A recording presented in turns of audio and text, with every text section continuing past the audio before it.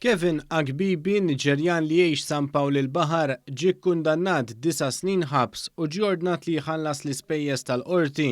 Dan wara li fl-2019 darab lil martu lil sieħbu b'daqqiet ta' sikkina. Il-każ jinvolvi argument bejn l-akkużat u martu. Dan ġara f'April tas-sena l-oħra meta l-akkużat ħal it-tarbija tiegħu u ta' martu lura fir-residenza matrimonjali. Jirriżulta li l-mara kienet marret tal-kien għand ħabib komuni tal-Kopja. Ahmed Rasem Franco ta' 35 sena mill-Libja weħel 14-il xahar ħabs wara li kiser il-kondizzjonijiet marbuta mal-libertà proviżorja. Dan wara li terrorizza l-tfajla tiegħu u lill-ibnu ta' 5 snin meta żgazzalhom il-bib tad-dar. Il-Maġistrat Gabriella Vella imponit ordni ta' protezzjoni għal sena fil-konfront tal-vittmi.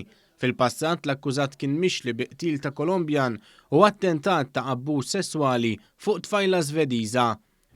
Charlon Teuma ta' 25 sena mill-Florjana baqa' jinżamm arrestat wara li l-pulizija sabu 59 pakkett ta' droga waqt diversi ispezzjonijiet. Huwa kien akkużat li kellu droga ta' tip kokaina, eroina u ħaxixa kannabis li ma kinux għall-użu personali tiegħu.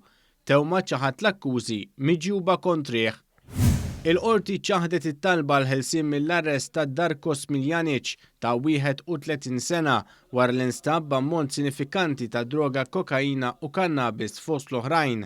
Allegatament huwa nstab 1.75 kg ta' kannabis flimkien ma' 19 gramma kokaina u 7 grammi sustanza tal-MDMA.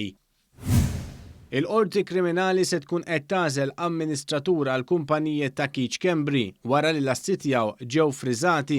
Dan ħareġ minn deċiżjoni tal-Qorti Kostituzzjonali.